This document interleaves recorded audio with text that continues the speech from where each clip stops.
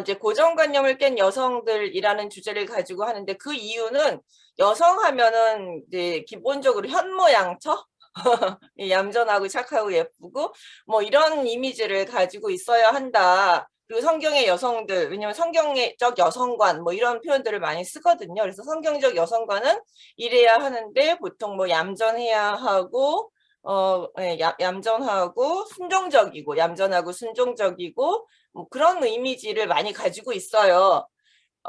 우스갯소리는 아닌데 이게 어떤 한국에 있는 대학교 선교단체에서 참자매라는 표현을 썼어요. 참자매라는 게 뭐냐 하면 그 성경이 말하는 이상적인 여성상, 기독교 여성은 이래야 한다 뭐 이런 것들을 자기네 나름대로 그 단체에서는 참자매라고 불렀대요. 이 참자매의 이미지가 되게 얌전하고 예, 통성기도도 큰 소리로 안 하고 먹을 땐 소리도 잘 안 내고 남자의 말을 잘 들어주고 순종적이고 뭐 치마 옷은 뭐 머리는 긴 생머리에 화장은 옅게 하고 되게 구체적이더라고요. 뭐 그런 여러 가지 조건들을 대면서 이런 사람이 참자매고 참자매다. 그러면서 목소리가 좀 크다든지 자기 주장을 하면 넌 참자매가 아니고 기독교적인 모습을 가지고 있지 않다. 뭐 이러면서 이제 그 안에서 상당히 오랫동안 옥죄어 왔었나 보더라고요. 그게 이제 대한민국 이게 2015년 정도에 벌어진 일이에요. 그래서 이제 그런 일을 듣고 어머나 세상에 대명춘지 이런 일이 벌어지다니 그래서 되게 그것도 대학교에서 벌어지다니 이러면서 이제 제가 놀랬던 적이 있어요. 이제 그러니까 그러면서 교회가 여성에 대해서는 상당히 이렇게 얌전하고 순종적이고 착하고 자기 주장 안 하는 현모양처를 원하는 라는 그 가부장적인 유교적 이데올로기를 성경의 여성관이라고 하면서 이야기를 하는구나 라는 생각을 하게 됐습니다. 그러면서 저는 그럼 성경에서는 진짜 여성을 어떻게 보느냐 어떤 관점에서 보느냐 이런 생각을 하게 되면서 찾아본 뭐라 그럴까요? 연구한 본문들이라고 생각하시면 됩니다. 근데 성경에 나오는 여성들은 어떤 여성들이었느냐? 첫 번째 라합. 여러분들이 이 라합은 아주 잘하는 사람이에요. 예, 라합은 이제 자신의 집에 온 정탐꾼들. 그래서 사실 라합은 많은 설교자들이 되게 긍정적으로 설교하는 인물이에요. 그리고 용감하게 자기네 집에 온 이스라엘의 정탐꾼을 살려줬고, 그다음에 그걸로 인해서 여리고가 전부 멸망당할 때 유일하게 구원받은 그런 사람이다라고 얘기를 하고 있습니다. 그렇기 때문에 그가 직업은 기생이었어요. 직업이 기생이었을지라도 그에 대해서는 부정적으로 설교하는 사람들은 하나도 없습니다. 그런데 이제 그가 행동하는 걸 보면 매우 위험하고 용감한 행동을 해요. 자기 집에 온 정탐꾼이 누구 신분을 알아보고 자기네 왕이 그 정탐꾼을 찾으러 왔을 때 숨겨주게 됩니다. 그리고 숨겨주면서도 되게 기지에 넘치게 우리 집에 왔었는데 저쪽으로 갔다 이러면서 이제 숨겨주기도 하고 그 다음에 이제 정탐꾼하고 협상을 해요. 이것도 협상도 직접 합니다. 다른 사람이 등장하지 않고 직접 하면서 나는 왜 이렇게 협상을 당신들을 왜 구해줬느냐. 그래서 이 땅을 여호와께서 이스라엘에게 주시겠다는 걸 나는 이미 안다. 예, 그런 사실 이미 나는 소문을 다 들었는데 소문을 듣고 내가 생각해 본 결과 여호와께서 이스라엘에게 이 땅을 주셨다는 걸 나는 이미 알고 있다. 둘째는 이 땅의 백성들이 이스라엘 백성을 두려워하고 그들 앞에서 간담이 녹았다. 이스라엘 백성들이 두려워하고 있고 나도 두려워한다. 그러니까 나는 이스라엘 편을 들겠다라고 이야기를 해요. 그러니까 이 라합은 자기 스스로 판단하고 자기 정보를 많이 모아서 자기 스스로 판단하고 그 결과 자기 독립적으로 이제 결정을 내리는 인물이라고 볼 수 있어요. 근데 이제 기생집에 갔다라고 해가지고, 예전에는 부정적으로 얘기했는데 요즘은 그거에 대해서는 이제 부정적으로 얘기하지 않습니다. 정탐꾼이 왜 라합의 집으로 갔느냐라고 하면은 여기가 이제 음식도 팔고 숙소도 있고 하는 아마 여관 정도 되는 것 같아요. 음식도 팔고 숙소도 제공하고 뭐 여러 가지 술도 팔고 여러 가지 그런 일들을 하는 집이었던 것 같아요. 그러니까 여행객이 왔을 때 정보를 가장 잘 주고받을 수 있고 여행객, 이방인이 잘 숨을 수 있는 곳이 바로 이런 곳이죠. 그렇기 때문에 정탐꾼은 일로 왔고 라합은 이런 직업을 가지고 있었기 때문에 좀 더 손쉽게 다른 사람들보다 많은 정보들을 얻을 수 있었고 그 정보 속에서 이스라엘 백성들이 하나님이 이스라엘을 지켜주시는구나 라는 것들을 확실히 알 수 있게 된 것이죠.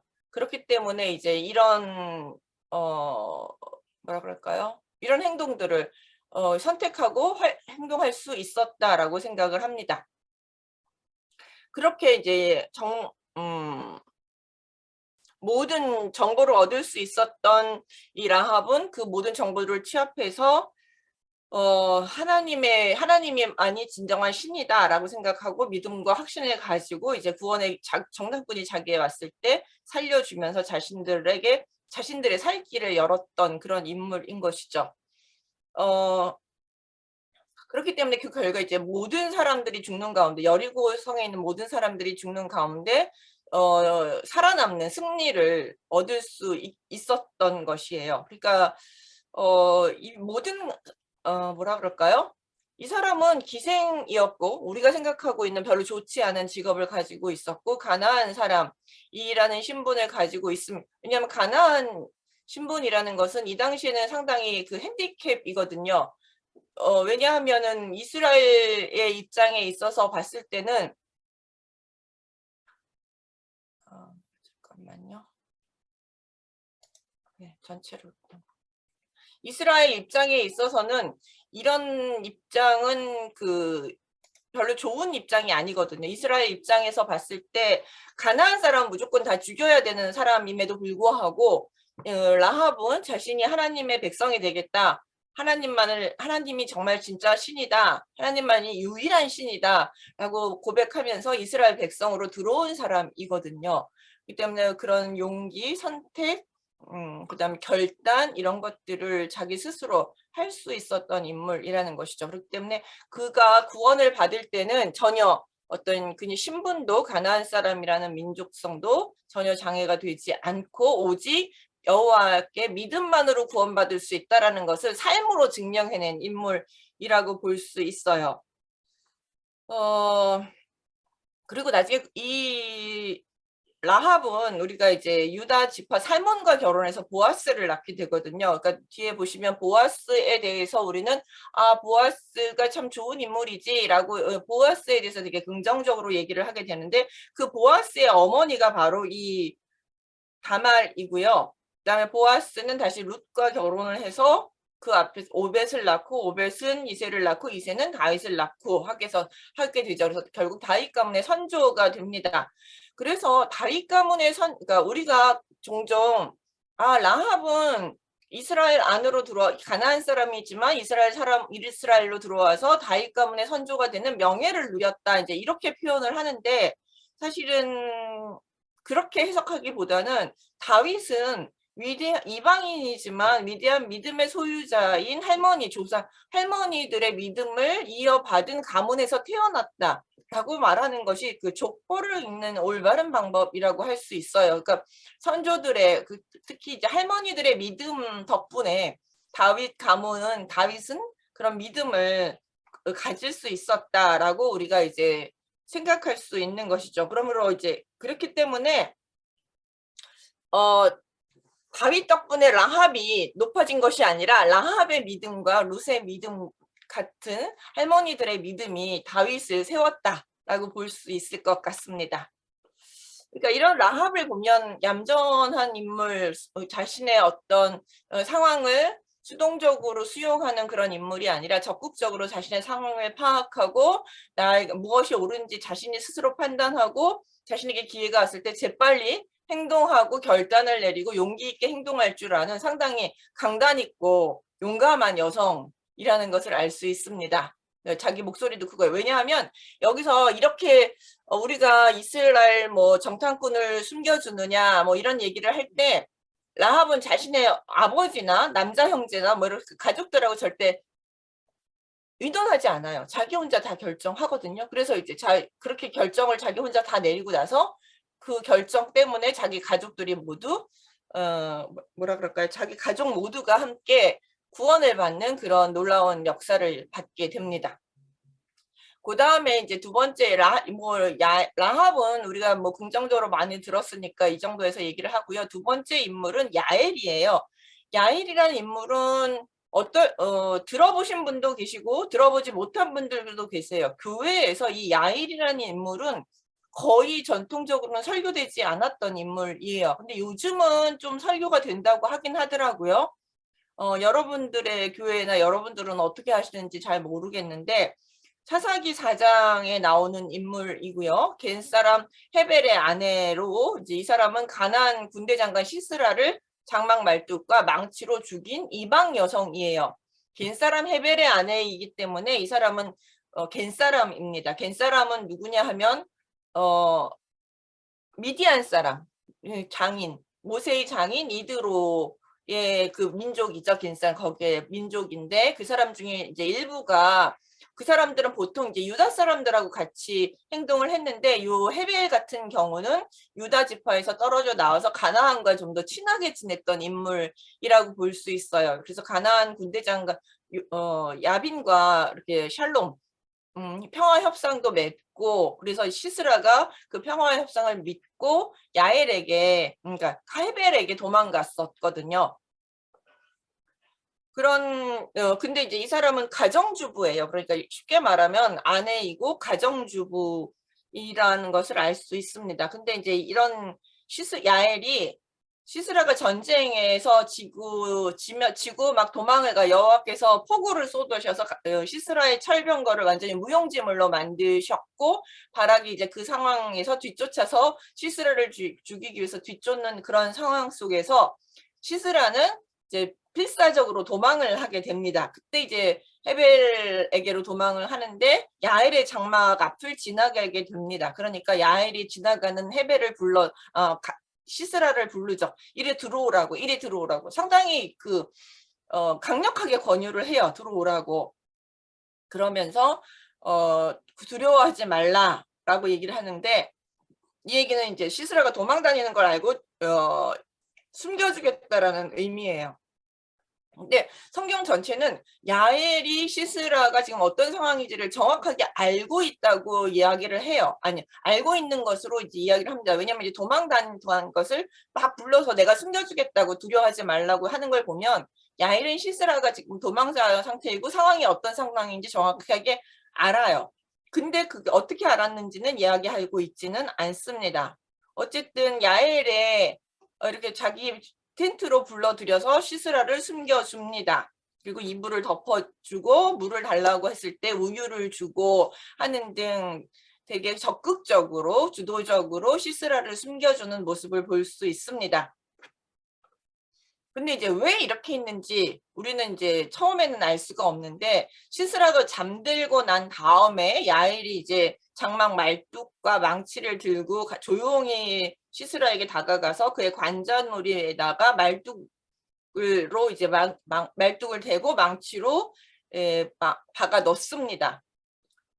그 행동이 얼마나 힘차게 망치를 내려쳤는지 말뚝이 관자놀이를 뚫고 나와서 땅에 박혔다라고 표현되고 있어요. 여기서 성경은 상당히 자세하게 시스라를 죽이는 야엘의 모습을 묘사를 하고 있어요. 그러니까 여기가 성경은 어떤 사건들에 대해서 사실 이렇게 세세하게 자세하게 묘사하는 특징이 없습니다. 근데 가끔가다 이렇게 자세하게 커트마다 쉽게 말하면 뭐 영화로 보면 커트마다 자세하게 설명하는 부분이 나오는데 이런 부분이 그 이야기의 절정이에요. 그 사건의 절정 부분이라고 볼 수 있고 사사기 4장에서는 야엘이 시스라를 죽이는 이 장면, 말뚝으로 박는 이 장면이 바로 이 하이라이트 절정이라고 볼 수 있습니다.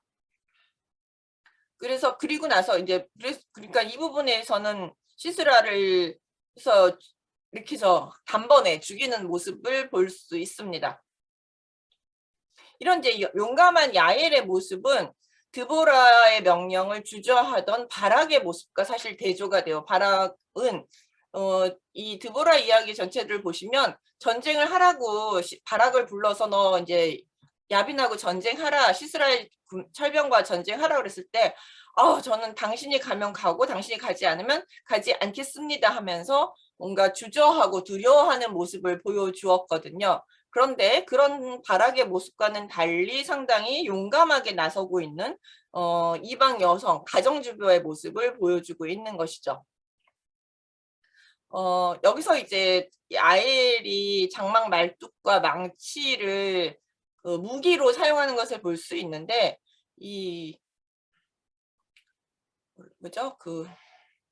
유목민인 경우에 있어서는 여성도 남성과 동일하게 그 장막을 치고 장막을 걷고 하는 일이 여성의 일입니다.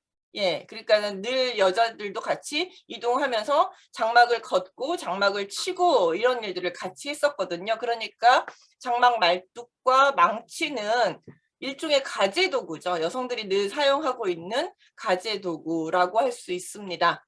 뭐 요즘으로 얘기하면은 주방에 있는 칼이나 후라이팬이나 뭐 여러 가지. 그래서 이 무기를 가지고 되게 거부 반응을 가지고 있는 사람들이 많아요. 예, 종종 그런 표현들을 그런 것들을 얘기하는데 여성들이 가지고 쓰는 물건들이 그렇게 만만하지 않은 것들이 많습니다.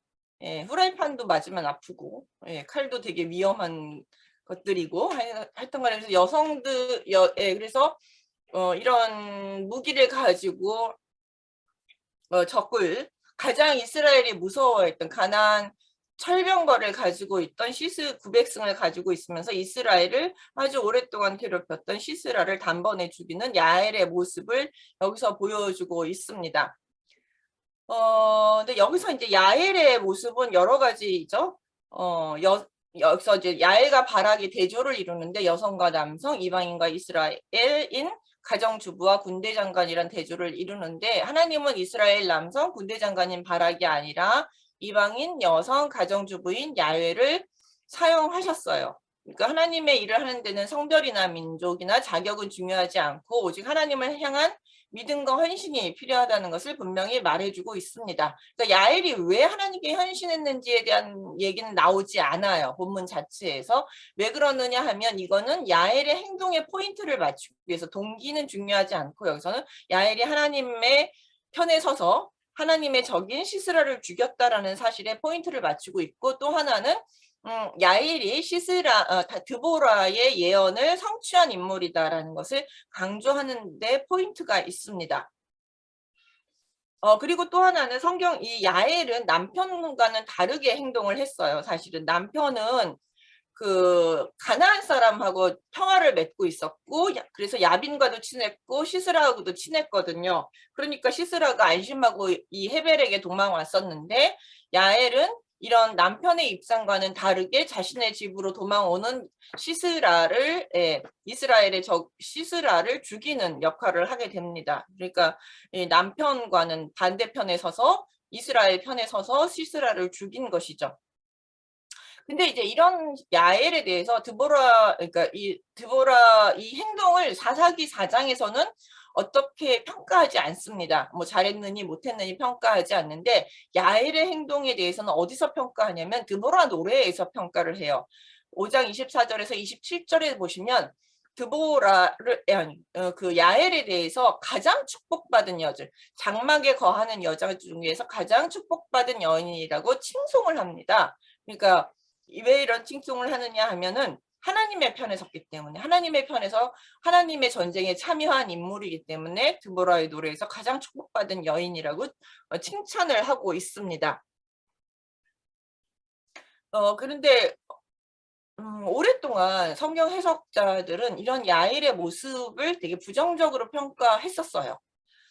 왜냐하면은 야엘의 어떤 모습이 너무 폭력적이다라고 생각하고 남성들이 받아들이기 좀 어렵다라고 생각했기 때문에 남성 해석가들이 좀 이 야엘에 대해서 부정적으로 평가를 했었어요. 그러나 이제 성경 자체는 여성이 여성스러우냐, 남편에게 순종하는 여성이냐, 뭐 이런 것들을 가지고 이 여성을 긍정이냐, 부정이라고 평가하지 않고 하나님과 어떤 관계를 맺고 있느냐, 하나님 편에 섰느냐, 하나님 편에 서지 않았느냐, 요거를 가지고 그 여성에 대해서 긍정적으로 볼 것이냐, 부정적으로 볼 것이냐를 평가를 하고 있습니다.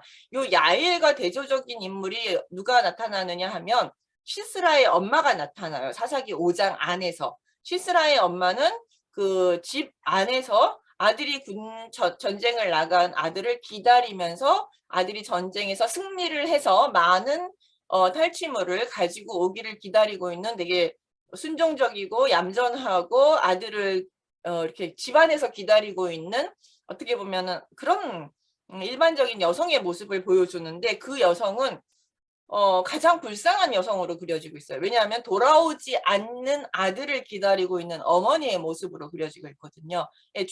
시스라가 이미 죽었다는 것을 알고 있는 입장에서 시스라 엄마가 헛되이 시스라를 기다리고 있는 모습을 이렇게 보여주는 것을 통해서 가장 비극적인 여인, 가장 불쌍한 여인으로 그 시스라의 엄마를 그리고 있어요. 그러니까 야엘은 가장 축복받은 여인으로, 그다음 시스라의 엄마는 가장 비극적인 여인으로 성경 자체가 그리고 있는 걸 통해서도 더 분명하게 성경은 하나님과의 관계 속에서 여성이 좋은 긍정적인 여성인지 아니면 부정적인 여성인지를 평가하고 있는 것이기 때문에 내가 여성스러우냐 남성스러우냐, 남성들도 마찬가지예요. 내가 여성스러우냐 남성스러우냐는 하나님의 평가 기준이 아닙니다. 그러니까 있는 그대로의 내 모습 그대로를 사랑하시는 하나님이 있는 그대로의 내 모습대로 하나님께서 사용하시고자 할 때 제가 여기 있습니다 하고 이제 헌신할 때 하나님께서 가장 기뻐하신다는 것을 야엘의 모습을 통해서 이제 볼 수 있습니다. 그 다음에 이제 우리가 한나에 대해서는 이것도 많이 잘 알아요. 야엘은 잘 몰라죠. 한나의 이야기. 우리가 한나는 가장 교회에서 많이 설교되는 여성, 특히 이제 기도하는 어머니로 우리가 설교가 가장 많이 되고 있죠. 그래서 한나의 얘기서부터 이제 모니카, 예, 어거스틴의 어머니 조모, 외조모, 뭐 모니카 뭐 이렇게 하면서 이제 쭉 얘기가 나오고 있죠. 근데 저는 이거 약간 뒤집어 봤어요. 과연 교회에서 얘기하는 것처럼 한나는 정말 좋은 어머니였을까? 좋은 어머니였을까라는 질문을 한번 해보게 됐습니다. 왜냐하면은 이제 우리 한나의 이야기는 많이 알고 있죠. 그 한나가 이제 상당히 그 엘가나의 첫 번째 부인으로 소개되고 있고 두 번째 분인나와는 달리 아이를 낳지 못하는 인물이었죠. 근데 이 아이를 낳지 못하는 이유는 하나님께서 한나를 불임 상태로 만드셨기 때문이에요. 근데 이제 한나는 그 불임의 원인이 한나가 잘못은 아니지만 고대 사회에서 여성이 불임이라는 것은 하나님에게 저주를 받은 여자, 뭐 하나님한테 벌을 받은 여자라는 것으로 이제 인식이 됐습니다. 불임 자체가 하나님의 어떤 벌을 받은 것으로 인식이 됐죠. 근데 이런 인식이 그러니까 불임 문제가 나오게 되면 아이가 없다 하면은 대부분 아직도 너무 손쉽게 여성에게 모든 비난이 돌아가는 것은 이 당시도 그랬지만 지금도 마찬가지인 부분들이 있습니다. 그래서 불임 여성들은 불임 남성에 비해서 더 많은 고통을 겪고 있는 사실이죠. 그러니까 이 문제는 이 당시의 문제뿐만 아니라 지금의 문제이기도 합니다. 여전히. 그래서 이제 상당히 근데 우리가 그리스도 안에서는 태를 열고 닫으시는 분은 하나님이신데 교회 안에서조차도 이런 하나님의 주도권을 인정하기보다는 그 아이 못 낳는 여성에 대해서 좀 부정적으로 보는 경향이 좀 있습니다. 그러니까 이런 것들은 우리가 고쳐야 될 시선이에요. 사실 그것 때문에 한나는 상당히 오랫동안 고통을 받았던 것이죠. 즉 다시 말하면 한나가 이렇게 고통받았던 이유는 그러니까 그럴까요? 너는 하나님께 저주받은 사람이야. 넌 하나님이 버리신 인물이야. 라는 그 당시의 관점들, 자신을 비난하는 그 목소리가 그녀를 너무 괴롭히게 된 것이죠. 특히 이제 경쟁자 분인나가 때때로 한나를 황하고 비참하게 만들었고 되게 힘들어합니다. 사실 분인나가를 그래서 이제 되게 나쁘게 우리가 설교하기도 합니다. 근데 그 지난번에 제가 아마 레아하고 라헬 얘기를 하면서 어떤 얘기를 했지만 한나하고 한나 입장에서는 자기를 괴롭히는 분인나가 밉지만 또 한편에 분인나 입장에서는 아이를 못 낳는 한나가 남편의 사랑을 더 많이 받고 있는 입장에서 봤을 때 한나가 마음에 안 들었겠죠. 나는 이 엘가나를 위해서 이렇게 많은 아이를 낳아줬는데 남편은 자기보다는 한나를 더 사랑하고 미해주는 모습을 보면서 어느 여자가 또 질투에 안 사로잡히겠습니다. 그러니까 그 대상을 한나를 타겟에서 공격의 대상을 한나로 한 거죠. 그러니까 이런 문제는 성경에서 보시면 그 일부 일처가 원칙인데 일부 다처가 이제 좀 가끔 한 번씩 나오거든요. 근데 일부 다처 집안이 평안한 집안이 없습니다. 그러니까 성경에서 일부 다처는 결코 좋은 모습이 아닌 것을 우리가 알 수 있습니다. 그러니까 이런 그 한나와 분인나의 이런 갈등은 그냥 일부 다처 가정에서 흔히 일어날 수 있는 일반적인 모습이지 분인나가 나쁘고 한나가 불쌍하고 착하고 이런 모습이 문제가 아니라는 것이죠. 그러니까 이런 구도를 만들면 안 됩니다, 사실은. 그래서 이렇게 부정적인 모습을 가졌을 수밖에 없습니다.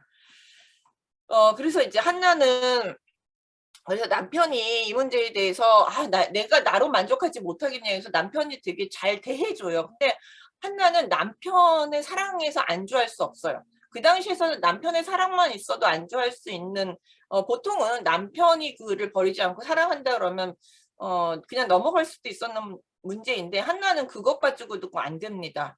그래서 되게 순종적이지 않은 문제예요. 그래서 결국은 이 문제를 어디로 가지고 갔느냐면 하나님에게로 직접 가지고 갑니다. 예. 그러니까 왜냐하면 근데 이제 이런 한나의 모습은 당시 하나님을 찾지 않고 하나님의 음성에 귀 기울이지 않는 사사시대의 사람들하고는 좀 다른 모습을 보여요. 이 한나 이야기는 사무엘서 1장에 나오죠. 이거는 사사시대를 닫고 한나의 이야기로 사실 새로운 시대가 열고 있거든요. 그러니까 한나의 이야기는 상당히 전체적인 역사, 사무엘서에서 중요한 이야기인데 그거는 조금 뒤에서 이야기를 하고요. 그래서 하나님한테 이제 기도를 직접 하기로 합니다. 그래서 아들을 주시면 내가 평생 그를 여호와께 드리고 나시으로 바치겠다라는 서원을 하게 되는 것이죠. 예, 근데 이제 여기서 서원도 되게 중요하지만 그 서원 앞에서 주의 여종의 고통을 돌보시고 나를 기억하서 주의 여종을 잊지 아니하시고라고 표현을 하고 있어요. 그러니까 한나에게 있어서 이 아들 주심은 무엇과 연결이 되느냐면 하나님이 한나를 기억하시고 한나를 잊지 않으셨고 한나의 고통을 돌아보시는 하나님이시다라는 것을 일종의 증명하는 하나님이 나를 사랑하시고 돌보고 계시는구나 라는 것을 알게 되는 어떤 뭐라 그럴까요? 표징, 상징이라는 것이죠. 그렇기 때문에 이 아들만 주시면 그래서 하나님이 나를 사랑하신다는 것만 내가 깨달으면 나에게 주신 아들을 다시 하나님께 바치겠다라고 서원을 한 것이죠. 그러니까 그는 아들을 원한 것도 맞지만 그 아들을 원해서 하나님의 사랑을 사실 확인하고 싶어 했던 것이 좀 더 맞는 이야기라고 할 수 있습니다. 그러니까 한나의 기도는 내가 어머니가 되고 싶다. 나에게 자녀를 주십시오라는 어떤 모성의 기도라기보다는 그런 쪽의 기도 내가 자녀를 정말 주시면 내가 자녀를 잘 키워서 하나님 앞에 정말 훌륭한 인물로 키우겠습니다라는 그런 기도라기보다는 하나님이 정말 나를 사랑하시는지 사랑하시지 않는지를 확인하고 싶은 그 신앙인의 기도라고 볼 수 있습니다. 그렇기 때문에 그러니까 하나님께서는 이 한나의 기도를 들으셨고 그에게 아들을 주셨어요. 그리고 하나님은 한나를 기억하셨고 사랑하셨기 때문에 그 기도를 들으시고 그에게 아들을 주신 것이죠. 그리고 이제 하나님의 사랑을 확인한 한나는 그 서원을 그대로 지킵니다. 자신이 아들을 임신하고 낳음으로써 하나님이 나를 버리신 게 아니구나. 세상 사람들이 나를 저주받은 인물, 하나님에게 버림받은 인물이라고 사람이라고 말하지만 나는 그런 사람이 아니고 하나님은 여전히 나를 사랑하시는구나라는 것을 그 아들을 통해서 확인할 수 있었죠. 그러니까 그 한나도 그 사랑을 확인하고 나서 서원을 갚게 됩니다. 그리고 여기서 보면 엘가나는 한나가 서원을 갚을 수 있도록 한나의 말을 전혀 반대하지 않아요. 여성이 서원을 했을 때는 남편이나 아버지가 동의를 반드시 해주어야지만 이 서원을 갚을 수 있어요. 만약에 반대하면 서원을 갚을 수 없는데 이걸 보면은 엘가나는 한나의 모든 행동에 대해서 적극적으로 지지하는 입장이라는 것을 알 수 있습니다. 이런 걸 보면 상당히 그 한나와 엘가나의 관계도 한나가 주도권을 가지고 있고 엘가나가 이런 한나를 지지하는 좀 일반적이지 않은 그런 관계임을 볼 수 있습니다. 근데 그건 중요하지 않아요. 이런 것들 여기서는 그냥 하나님 앞에서 두 부부가 어떻게 신실하게 사는가 이런 것들이 좀 더 중요한 것이죠. 그리고 한나는 자기가 졌을 때자 이제 그 아이를 데리고 가죠. 아이를 서원을 갚기 위해서 아이를 데리고 성소에 올라가서 아이를 하나님께 이제 드리게 됩니다. 사실 이 부분도 참 대단해요. 한나가. 사람이 화장실 들어갈 때 하고 나올 때 다르다고 내가 아이가 없었을 때는 아이를 드린다라고 말하고 있지만 내 품 안에서 요때가 한 아이를 그 서원하고 그 성소로 데려갔을 때가 한 4살, 서너 살 정도 됐다고 봐요. 기저귀 정도 떼고 걸음마하고 말귀 좀 알아들을 수 있는 서너 살쯤 됐다고 보는데 아장아장 애기가요 4살 때 그러니까 제일 예쁘면서 이제 그때부터 미치기 시작하는 그런 아주 예쁜 나이 말 좀 하고 걸어 다니고 할 때. 근데 그런 아들을 내 품에서 3, 4년을 키우다가 이제 떼어놓는 거는 처음부터 안 가지고 있던 것하고 좀 달라요, 느낌은. 내 아이를 내 품 안에서 너무 이쁜 아이. 근데 엘리의 집이 그 아이를 정말 잘 봐줄지 알 수 없어요. 우리가 보다시피 엘리의 집은 그 환경이 너무 안 좋습니다. 예, 하나님 말씀대로 살지 않고 있는 그 엘리의 그 망나니 같은 두 아들들의 모습들을 우리 엘리의 아들들의 모습들을 우리가 볼 수 있잖아요. 그러니까 환경이 좋거나 하지는 않습니다. 그럼에도 불구하고 그는 그렇게 너무나도 내 품 안에서 예쁘게 자라는 그 아들을 하나님께 바칩니다. 예, 성소에다가 바치게 되는 것이죠. 이런 한나의 모습은 사실은 일반적인 사람의 헌신을 뛰어넘는 헌신이라고 볼 수 있어요. 내 자신을 바치는 것보다 내 자식을 바치는 게 사실은 더 어렵습니다. 여러분도 그럴 것 같지 않나요? 나는 내가 고생하는 건 괜찮은데 내 자식이 4살, 서너 살 된 애가 어떻게 클지 알 수 없는 상황에 하나님께 바친다는 물론 하나님께 대한 믿음이 있었겠죠. 믿음은 있지만 그러니까 그 믿음 자체도 엄청 큰 거죠. 그러니까 그런 아이를 하나님께서 잘 키워주실 거라고 믿는 그 믿음, 내 손을 완전히 떠내보내는 그 믿음. 상당히 고통스러웠을 거라고 생각을 합니다. 그러니까 그렇지만 한나는 그 고통, 걱정을 기꺼이 감내하기로 결심하고 자신에게 신실하신 하나님께 자신의 신실함을 보이면서 그 삶을 살아가기로 결정한 거죠. 그러니까 한나에게 있어서는 사무엘은 내가 아이를 잘 키워서 하나님께 훌륭한 인물로 키우겠다라는 존재가 아니야. 하나님의 사랑을 확증하는 존재이고 하나님께 맡긴 완전히 하나님께 맡긴 그런 어머니라는 것이죠. 어머니의 입장으로 봤을 때는 우리가 보통 얘기하는 아이를 얼마나 잘 키워야 되는가 이런 교육을 많이 해요. 이 한나의 얘기를 통해서 기도로 키워야 되고 하나님께 맡기고 키워야 되고 어쨌든 근데 거기에 나오는 모든 전제는 다 내 손으로 키우는 거예요. 내가 열심히 기도하고 내가 열심히 공부도 가르치고 뭐 내가 열심히 뭘 해서 애를 잘 장성해서 하나님의 일을 하는 일꾼으로 내가 키운다라는 개념이 사실 강해요. 근데 한나의 이야기는 내가 키운다는 개념이 전혀 없습니다. 하나님께서 아이 키워주실 것을 믿고 그냥 맡기죠. 그러니까 결국 좋은 어머니였느냐? 그건 지금 했을 때 잘 모르겠습니다. 그러나 하나님 보시기에 신실한 하나님의 종이었다라는 것은 확실합니다.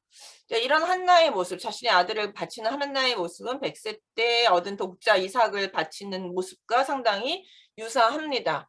그때는 그리고 이제 이런 아브라함으로 인해서 이스라엘 민족이 새로 생긴 것처럼 사실 한나의 하나님께 대한 순종을 통해서 사무엘을 바친 걸 통해서 이 암흑 같은 사사시대를 넘어서 새로운 이스라엘 왕국을 열기 시작합니다. 즉 한나가 드린 사무엘을 통해서 하나님께서는 이스라엘의 새로운 역사를 시작하신 것이죠. 그러니까 한나의 믿음은 이스라엘의 새로운 역사를 시작하는 계기가 됩니다. 그 다음에 이제 또 하나 한나의 노래가 있는데요. 이 한나의 노래는 하나님께서 아이를 주셔서 감사하다라는 감사의 찬양의 단계를 좀 더 뛰어넘는 좀 더 신학적인 의미를 가지고 있어요. 여기서 한나는 신학자이자 예언자로 등장을 하고 있습니다. 그녀는 고난과 기도 응답이라는 개인적인 경험을 통해서 하나님에 대한 상당히 깊은 통찰을 얻게 됩니다. 그 다음에 지식을 얻게 되죠. 하나님은 이런 분이시고 깊은 통찰 지식들을 얻게 되면서 이런 것을 다 한나의 노래에 담고 있습니다. 그래서 예전에는 이 노래는 한나의 노래가 아니라고 이야기하는 학자들도 많았어요. 왜냐하면 너무 신학적으로 뛰어나기 때문에 그냥 일비계 가정주부의 노래로 볼 수는 없다라고 이야기를 하면서 이건 한나의 노래가 아니다. 뭐 이런 해석을 한 적도 있습니다. 그래서 뭐 성경에서 한나가 했다고 하니 우리는 이제 한나의 노래로 알고 있습니다. 한나의 노래의 핵심은 두 가지예요. 첫 번째는 하나님께 대한 감사. 이거는 자신의 음성을 들으시고 내 기도를 들으시고 응답해 주시는 하나님에 대한 감사가 이제 들어가 있고요. 이제 두 번째 핵심이 되게 중요해요.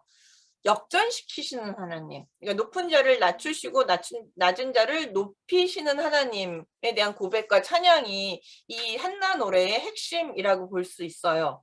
근데 이 노래가 되게 중요한 거는 이 낮은 자를 높이시고 높은 자를 낮추시는 이 주제는 사무엘서 전체를 흐르는 주제예요. 사무엘서 전체의 주제가 뭐냐라고 하면 딱 이겁니다. 그래서 사무엘서를 보시면 이제 높은 엘리 가문을 낮추시고 이렇게 제사장 가문이 아니었던 사무엘을 높이시는 하나님, 엘리 가문을 낮추시고 사무엘을 높이시는 하나님, 그 다음에 이제 사울 낮은 가문의 가장 베냐민 지파 출신이잖아요, 사울이. 왜 베냐민 지파냐 하면 베냐민 지파는 사사기 마지막 부분에 보면 600명 남고 다 죽어요. 그래서 베냐민 지파가 이스라엘 전체 지파 중에서 가장 힘이 없는 지파입니다. 그러니까 가장 약한 지파에서 사울이라는 왕을 선택을 하게 됩니다. 약한 데서 가장 높은 자를 선택하신 하나님. 근데 그 사울도 다시 왕이 되고 나서 교만해지고 하니까 하나님께서 이 사울 왕가를 무너뜨리고 다시 유다 지파에서 목동하고 있는 다윗을 세우셔서 왕으로 세우신, 그래서 다시 약한 자를 들어 높이시고 높은 자는 낮추시는 하나님. 이 이야기가 사무엘서 전체의 주제입니다. 그래서 요거를 가지고 우리가 사무엘서를 읽으면 됩니다. 그리고 이제 사무엘서 한나의 노래 마지막 부분에 보면 여호와의 기름 부음을 받은 왕에 대한 예고가 등장을 하고 있어요. 그래서 제가 한나의 노래를 선지자이며 예언자로 한나가 선지자이자 예언자로 등장한다고 여러분께 이제 말씀을 드리는 거예요. 왕에 대한 예고가 여기서 등장을 하고 있고요. 한나의 노래는 이제 여기서 끝나지 않고 마지막에서 사무엘 하 22장의 다윗의 노래하고 짝을 이루어요. 그러니까 사무엘서는 어떻게 보면 되냐면 한나의 노래로 열고 다윗의 노래로 문을 닫는다라고 볼 수 있습니다. 이게 한나의 노래와 다윗의 노래가 짝을 이루면서 사무엘서 전체의 통일성을 부여해요. 왜 그렇게 얘기를 하냐면 사실 다윗의 노래에 나오는 주제들하고 한나의 노래의 주제가 상당히 유사한 부분이 많습니다. 예를 들어서 역전시키시는 하나님, 왕을 세우시는 하나님, 반석이신 하나님, 뿔을 높이시는 하나님 등등 하면서 상당히 비슷한 주제들을 언급하고 있습니다. 그 다음에 한나의 노래에서는 왕에 대한 예고, 왕을 세우실 것이라는 예고가 등장을 하고 있다라면 다윗의 노래에서는 그 예고의 결정판인 뭐라 그럴까요? 성취된 다윗이 하나님께서 이렇게 왕을 세우셨고 하나님께서 이 왕을 보호하고 지켜주셨고 이스라엘을 세우셨다라는 것들을 그러니까 예언과 성취, 다윗의 노래는 성취가 되는 것이죠. 그렇게 짝을 이루고 있습니다.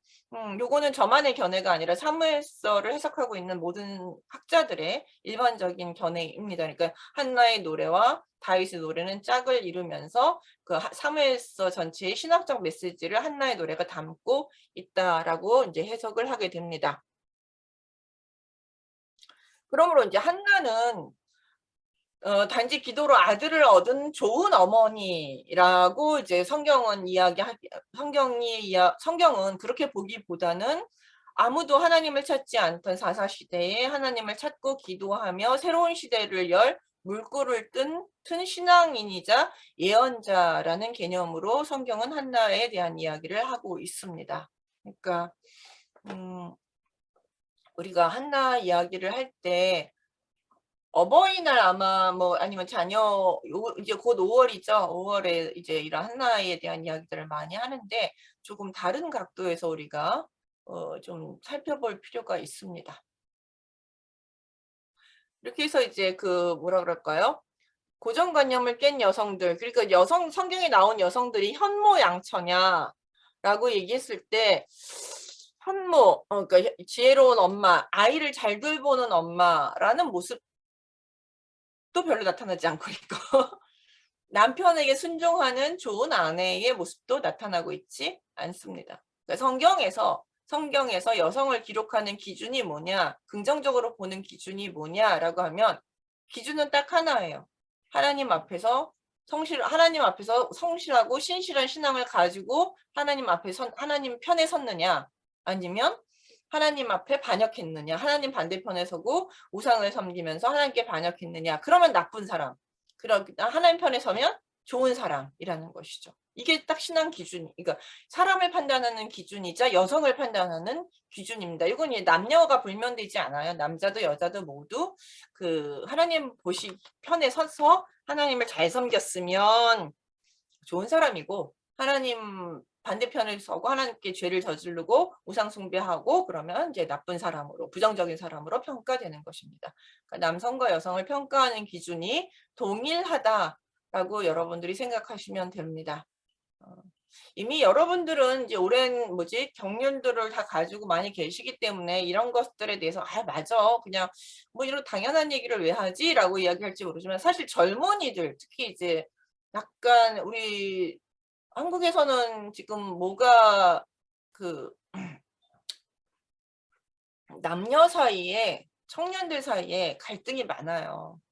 어떻게 보면 전쟁이라고까지 얘기할 수 있는 정도로 젊은 청년들 사이에서 그 남녀 갈등이 조금 많은 편인데, 그 원인 중에 하나가 이제 여성은 일해야 한다라는 그 20대 남성들의 고정관념들이 좀 강한 편이에요.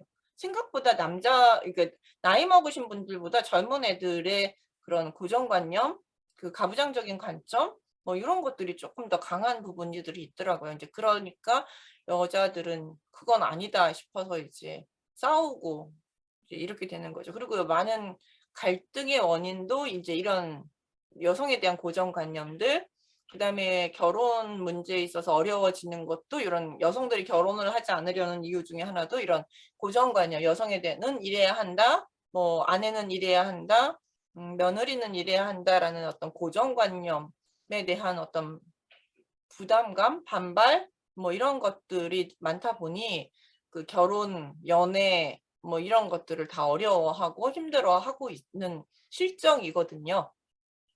그러니까 교회에서부터 이런 고정관념을 깨고 그냥 있는 그대로 하나님께서는 기뻐하시고 여성 남성이 중요한 게 아니라 그냥 하나님 앞에 성실하게 살아가는 모습이 중요하다.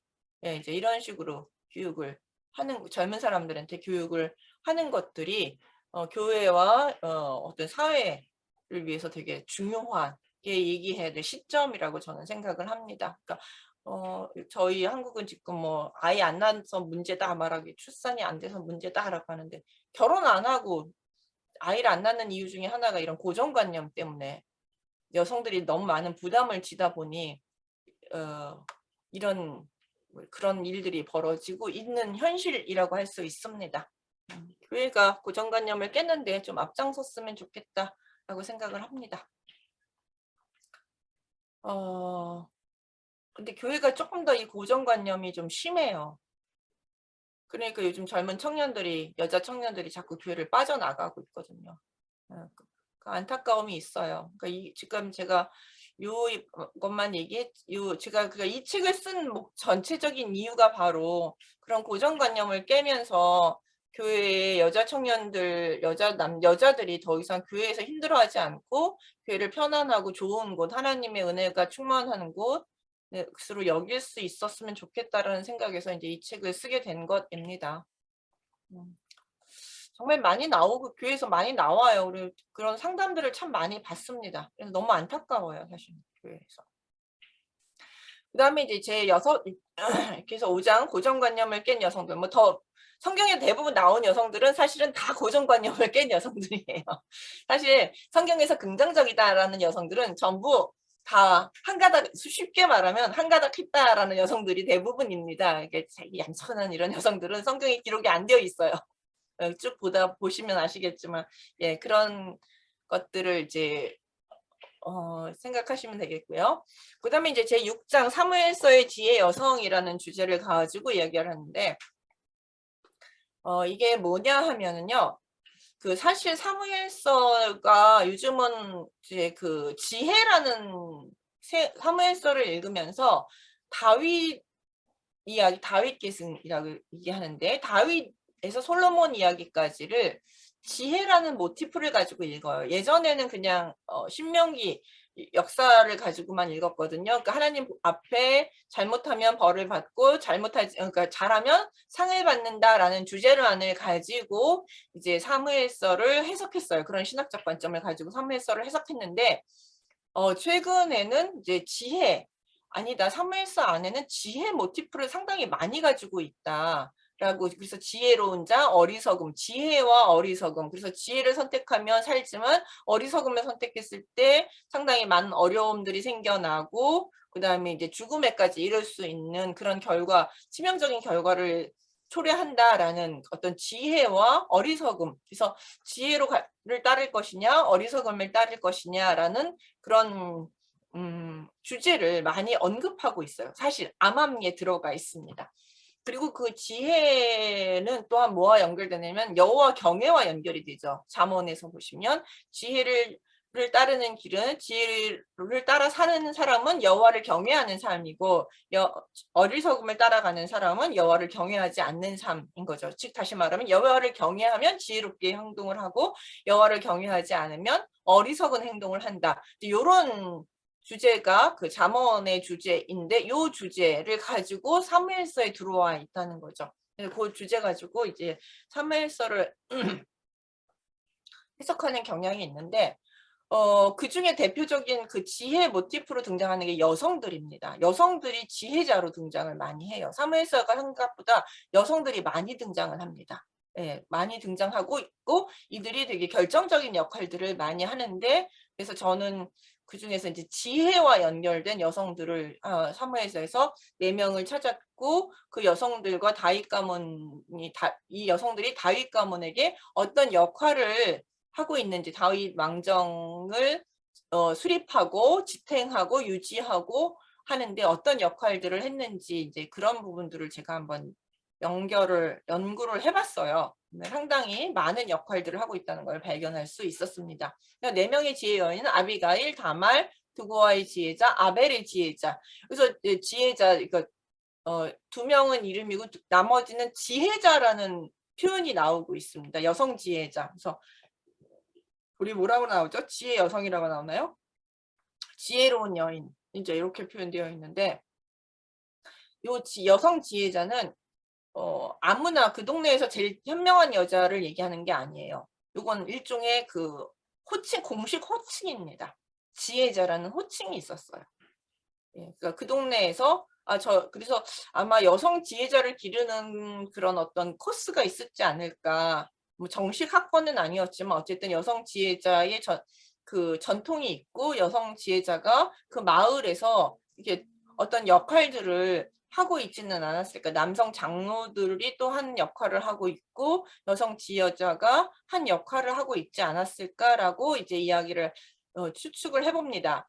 왜냐하면 이스라엘, 예레미야에서 보시면 이스라엘의 세 가지 기둥이 있어요. 중요한 기둥이 있는데 하나가 토라이고 하나가 지혜고 하나가 예언이에요. 이스라엘의 어떤 신앙이라든지 이스라엘 사회를 구약 시대를 지탱하는 세 개의 중요한 기둥 했을 때 하나가 토라, 하나가 지혜, 하나가 예언이거든요. 근데 그 지혜가 한 축을 이룰 때 그 지혜에는 여성들도 상당히 활발하게 활동을 한 것을 그 사무엘서를 보시면 조금 나타난 그 흔적들을 우리가 발견할 수 있다고 봅니다. 근데 이제 이 중에서 4명의 지혜 여성이 나오는데 이 중에 아비가일 같은 경우는 긍정적인 역할을 해요. 그리고 결과도 되게 긍정적이에요. 이게 결과는 다윗의 입장입니다. 다윗 왕정에 대해서 상당히 긍정적인 결과를 보여주고 있고요. 다말 같은 경우는 긍정적인 역할을 해요. 지혜로운 말을 올바로 하지만 결과는 부정적이에요. 다윗 왕정에 상당히 부정적인 결과를 맞이하게 되고요. 두고와의 지혜자는 부정적인 역할을 하게 되고 부정적인 결과를 얻어요. 그러니까 이 지혜자는 속이는 역할을 하게 지혜를 가지고 속였고 그 속임의 결과 이제 압살롬이 돌아왔지만 그걸 통해서 이제 압살롬의 반란이 시작되고 있거든요. 그다음에 이제 아벨의 지혜자는 긍정적인 역할을 해요. 긍정적인 말을 했고 긍정적인 결과. 그러니까 그러니까 압살롬의 반란으로 시작된 그 반란의 역사가 이 아벨의 지혜자를 통해서 반란의 역사가 끝나게 되면서 다시 다윗 왕정이 평안을 찾게 되는 그런 역할을 하게 됩니다. 그래서 이 4명의 지혜자와 다윗 왕정과의 그런 관계들을 우리가 좀 세심하게 살펴보면서 이들의 역할들, 왜 이렇게 어리석은 판단을 했는지, 올바른 판단을 했는지 이제 이런 것들을 좀 살펴볼 필요가 있습니다.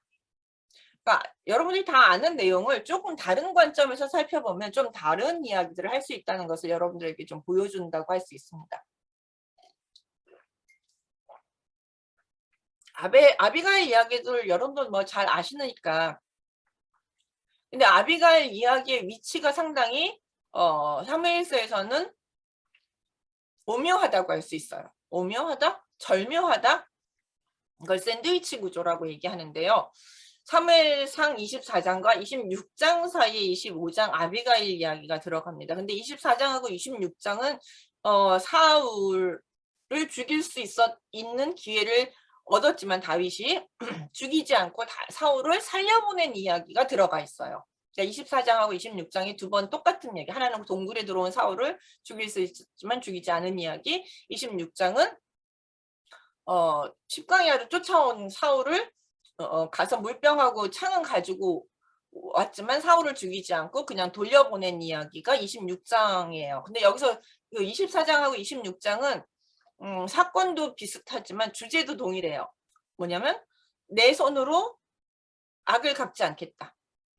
내 손으로 원수 갚는 것을 하지 않겠다. 내 손으로 원수 갚는 것을 하나님께서 기뻐하시지 않기 때문에 나는 사울을 죽이지 않겠다. 그리고 원수 갚는 것은 여호와의 손에 있는 것이다. 이게 이제 그 24장하고 26장의 주제입니다. 근데 이런 주제, 그래서 하나님 말씀에 되게 순종하는 지혜로운 이런 다윗의 모습이 여기서 긍정적인 모습이 잘 드러나고 있는데 25장에서는 상당히 다윗의 다른 모습이 등장을 하게 됩니다. 이제 25장이 처음 시작은 나발과 아비가일이 이제 소개가 되는데 나발은 완고하고 행실이 악하다라고 이제 평가를 하고 있고 아예 성경 자체가 그렇게 평가를 하면서 시작을 합니다. 그다음에 아비가일은 총명하고 용모가 아름답다. 여기서 이제 총명하다라는 것은 토바르 슈켈인데 요거는 직역을 하면 훌륭한 식견이 있다. 좋은 통찰력이 있다라는 뜻으로 지혜자에게 쓰는 표현이에요. 지혜라는 표현을 상당히 많이 쓰고 있는 표현이에요. 그러니까 통찰력이 좋다. 쉽게 말하면 상당히 지혜로웠다라는 것이죠.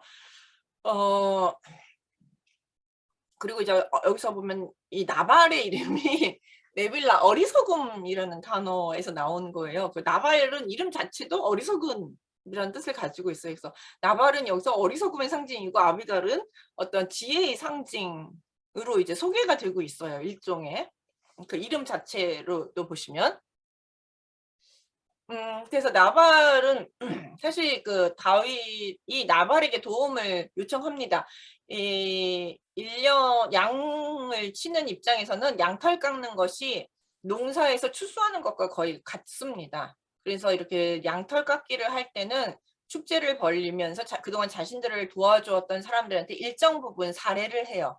당시 다윗은 용병을 거느리고 있었고 이 용병들이 자신의 군사들이 이제 이 나발의 양들을 좀 보호해 줬던 것 같아요. 그러니 갈멜에서 보호해 주었는데 이런 경우 양털 깎기를 할 때쯤 되면 이 보호에 대한 일정 부분의 감사 표시 아니면 그 대가를 이제 얼마 일정 부분 표시를 하거든요. 그게 이제 관례입니다. 근데 이제 그래서 그걸 알고 있던 다윗이 나발에게 좀 양식을 달라, 우리가 이렇게 도와줬으니 양식을 좀 달라라고 요청을 했어요. 이게 정당합니다, 사실은. 근데 이거를 거절을 합니다. 그것도 아주 거칠게 나발은 다윗을 주인에게 도망친 종이라고 모욕하면서 매몰차게 거절을 하게 되죠. 근데 이제 이런 나발에게 모욕을 당한 다윗이 분노를 합니다. 아주 분노를 하면서 내가 그에게 속한 모든 남자 가운데 한 사람이라도 아직까지 남겨두면 하나님은 다윗에게 벌을 내리시고 또 벌을 내리시기를 원하노라고 막 저주 맹세까지 하면서 나발 가면 다 죽여버릴 거야 라고 하면서 이제 격분을 하면서 군사 400명을 이끌고 나발을 죽이려고 옵니다. 근데요, 여태까지 중에서 다윗이 누군가한테 이렇게 화를 내고 분노를 하면서 사울이 이렇게 죽이려고 쫓아다녀도 사울에게 화를 낸 적도 없고 분노한 적도 없는데 나발에게 이렇게 분노를 합니다. 그래서 여기서 처음으로 사실 이 장면에서 다윗의 부정적인 모습이 등장을 합니다. 그래서 근데 이런 급박한 상황이 나오니까 이 사실을 종들은 아비가일에게 알려요. 나발에게 알리지 않고 아비가일에게 알리게 됩니다. 그러면서 이런 사건이 있고 다윗이 우리를 도왔는데 우리 주인이 이렇게 다윗을 섭섭하게 해서 다윗이 쫓아와서 죽이려고 한다. 그러면서 나발은 종이 불량한 사람, 의논할 만한 지혜가 없는 사람이라고 아예 얘기를 하면서 아비가일에게 그 대책을 마련해 달라고 요청을 합니다. 그러니까 이미 나발의 평판은 가족 사이에서도 엄청 안 좋은 어리석고 아주 불량한 사람으로 이제 평가가 되어 있었던 거죠. 그래서 네빌라라는 표현을 써요. 어리석고 불량한 사람이라는 표현을 쓰는 거는 어리석다는 표현을 계속 나오는 거죠. 그러니까 그래서 이제 그리고 이 얘기를 듣자마자 아비가일은 사태의 심각성을 바로 깨닫고 종들을 얘기해서 집안에 있는 모든 식량들을 모아서 바로 출발을 합니다. 다윗을 만나려고. 사실 다윗이 분기탱천에서 막 지금 죽이려고 쫓아오고 있는데 그걸 막겠다고 아비가일이 물건 식량을 바리바리 싸들고 이제 출발을 하는 것이죠. 상당히 이게 근데 요 출발을 할 때 사무엘서 저자가 뭐라고 하냐면 이런 사실을 나발에게 알리지 않았다 이런 표현을 써요. 예, 그러니까 이런 걸 표현으로써 이제 그녀가 가부장적 사회 속에서 남편을 배제하고 독립적이고 주체적으로 행동하고 있음을 강조하고 있습니다. 그러니까 사실 이것이 아내로서는 별로 적절한 행동은 아니지만 성경 자체는 이걸 비난하지 않고 오히려 이런 나발의 어리석음을 이런 걸 알려서 나발의 어리석음 때문에 아비가일의 행동이 막히지 않았다라는 것을 강조하기 위해서 이 구절을 넣은 것이죠. 지금 아비가일의 편에 서서 이제 이야기하고 있습니다. 이야기는. 그러면서 이제 다윗을 만나러 간 아비가일은 오자마자 바로 이제 다윗 앞에 엎드리면서 절하면서 이제 다윗을 막아요. 근데 이때 뭐라고 막느냐 하면은 두 가지 말을 내가 말할 수 있게 해달라 그러면서 두 가지를 맹세해요.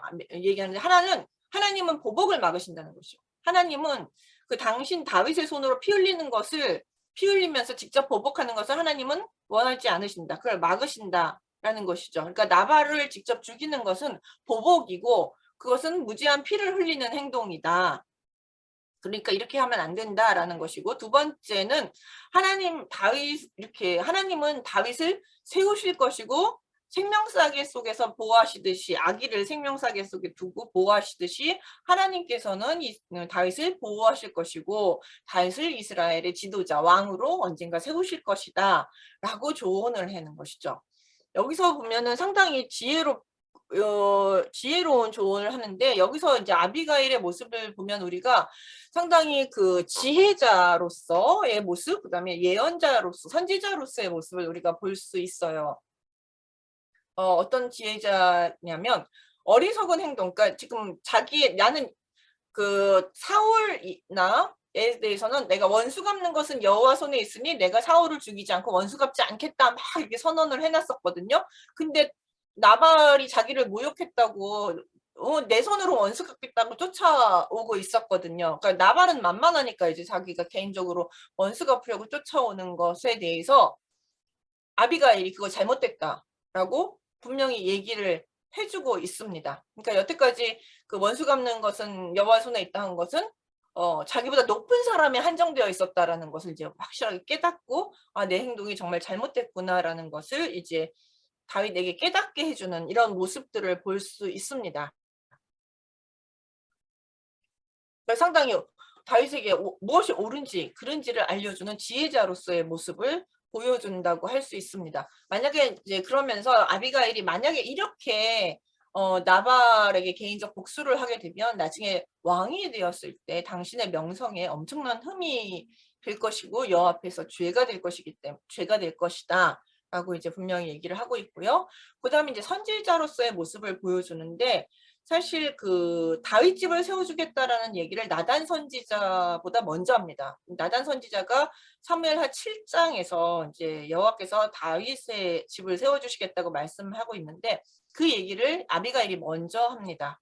그 다음에 이제 두 번째는 하나님께서 다윗과 함께 싸우시겠다고 약속하시는데, 하나님께서 다윗과 함께 싸우시겠다고 약속을 주신다. 하나님과 당신과 싸우실 것이다 라는 약속을 이 아비가일이 다윗에게 줍니다. 그리고 나중에 나단 선지자의 말을 통해서 이 약속이 성취되었다라는 것을 우리가 보게 됩니다. 그다음에 세 번째는 하나님께서 다윗을 왕으로 세우실 것이라는 것을 분명히 나는 알고 있다. 그래서 그 당신이 왕이 될 것이라는 것을 확증해 준다고 할 수 있습니다. 이걸 보면은 그 아비가일은 이 당시 이제 나발 이야기가 나오기 바로 그 25장 1절에 뭐가 나오면 사무엘의 죽음 이야기가 나와요.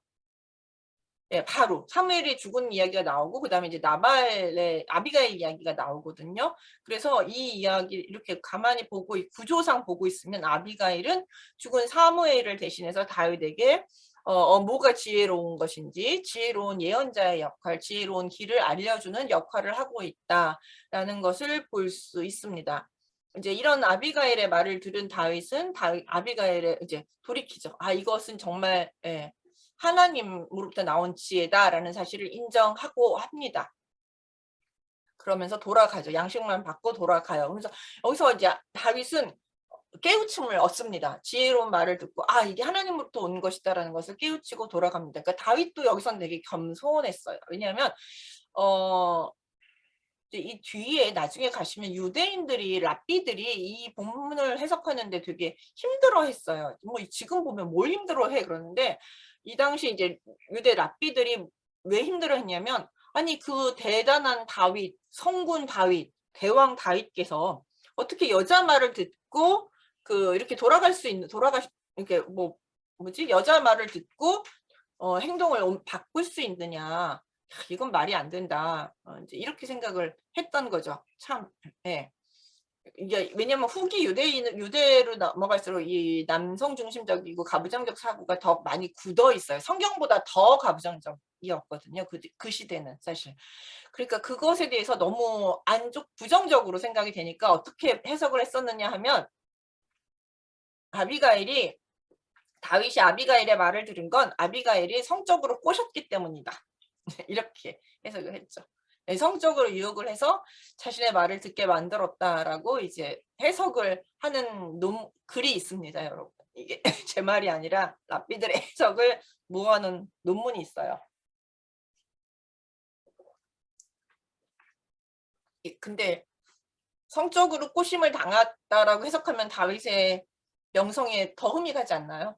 때문에 그 당시 사람들은 이렇게 다윗이 아비가일의 말을 들은 것을 받아들일 수 없을 정도로 상당히 파격적인 행동이었다고 볼 수 있고, 이런 모습은 겸손의 상징이라고 볼 수도 있습니다. 그러니까 그리고 이제 여기 나중에 마지막으로 보면 하나님의 심판이 나옵니다.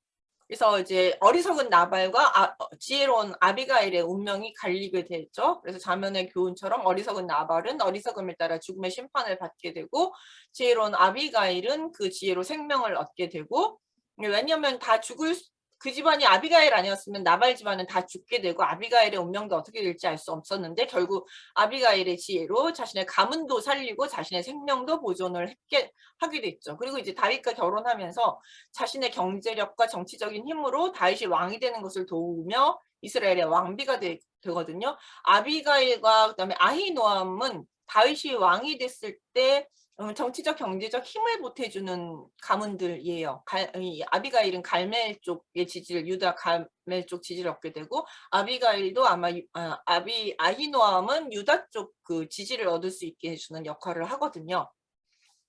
그러면서 이스라엘의 왕비가 되는 명예를 얻게 되는데, 사실 아비가일 이야기는 여기서 끝나요.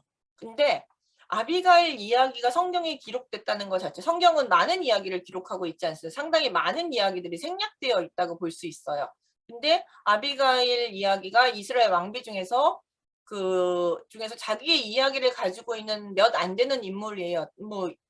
사실 미가라고 아비가일 얘기밖에 없습니다. 특히 이제 여기서는 좋은 에피소드로 나오죠. 아름다운 이야기로 에피소드를 가지고 있는 것을 보면 아마 사무엘 저자는 아비가일에 대해서 되게 긍정적으로 생각을 하고, 다윗 왕실에서도 상당히 긍정적인 역할들을 많이 했다라는 것을 암시한다고 볼 수 있습니다. 그래서 이제 이 지혜로운 왕비를 기념하기 위해서 사무엘서 저자가 아비가일의 이야기를 기록한 것으로 보이게 됩니다. 그러니까 아비가일은 다윗이 왕이 되는 데 있어서 상당히 나발을 죽이고 자기 무지한 피를 흘리는 죄를 막음으로써 다윗이 왕이 되는데 걸림돌이 없게 만드는 그런 역할을 했다고 볼 수 있습니다. 되게 긍정적인 조언을 했고 긍정적인 역할을 하게 된 것이죠.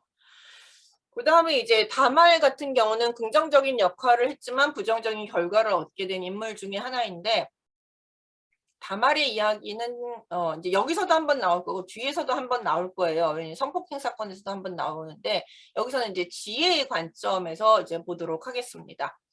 다말 이야기는 다윗 왕조가 안정된 이후에 다윗이 밧세바와 간음한 사건, 성폭행 사건 이후에 이제 하나님 앞에 범죄한 다음에 일어난 사건이고요. 그 다음에 이 사건이 이제 나중에는 압살롬 반란의 원인이 됩니다. 그러니까 되게 중요한 결정적인 사건이라고 볼 수 있는데, 이 이야기는 암논이 자기의 이복 누이인 압살롬, 다말에게 욕정을 품는 것으로 시작됩니다. 여기서 다말은 아름답다라고 표현되어 있는데, 압살롬도 아름다웠으니까 다말도 아름다웠던 것 같아요. 근데 성경에서 아름답다라는 표시, 여성에게 아름답다는 표시가 나올 때는 성폭행의 대상이 된다거나 아니면은 그러니까 아비가일 같은 경우는 아름답다는 얘기가 그래도 그나마 좀 긍정적으로 나오지만, 다른 부분에 있어서 그닥 긍정적으로 나오는 경우가 많지는 않습니다. 이렇게 성폭행 대상이 되는 경우도 있기 때문에 아름답다라는 표현이 그렇게 꼭 긍정적이지는 않아요. 네, 그래서 이복 누이에게 이제 욕정을 품는 암논이 이제 등장을 하고 있고, 이런 암논이 다말을 이제 여기 욕망이에요. 이건 사랑이라고 표현 쓰고 있지만 욕망이라는 것은 하룻밤 욕망이라는 것이죠. 그러니까 어떤 갖지 못한 것에 대해서 갖고 싶은 그런 정복력, 욕망인 거죠. 왜냐면 이복 누이이고 압살롬의 누이이기 때문에 압살롬이 이렇게 딱 버티고 있고 아버지 눈치도 있고 하니까 이제 함부로 성폭행 이렇게 같이 잘 수는 없는데 되게 가지고 싶은 그런 마음인 것이죠. 그러니까 요거 가지고 이제 상사병을 알아요. 상사병을 아는 사람도 끙끙끙끙 알아요. 그러니까 암론의 성격을 보면 내가 갖고 싶은 거를 갖지 못하면 몸살이 나는 이런 아주 그런 뭐라 그럴까요? 좀 응석바지로 큰 느낌이 있습니다. 근데 요런 암론을 돕는 이 끙끙거리니까 누가 나타나느냐면 사촌인 요나답. 여기서 우리나라 말로는 간교환이라고 번역되지만 히브리어는 학함, 지혜로운이라는 표현 써요. 그래서 다시 지혜 모티브가 등장을 합니다. 지혜 요나답이 이제 그러면 아버지 도움을 받아서 그 다말을 오게 해라. 그럼 아버지가 아버지가 들어주실 거 아니냐. 그러니까 그래서 아버지를 이용하라고 조언을 하고 있고요. 그 조언을 받아서 이제 요나답은 암논이 정말 아버지한테 요청을 했더니 다윗이 그 요청을 들어줍니다.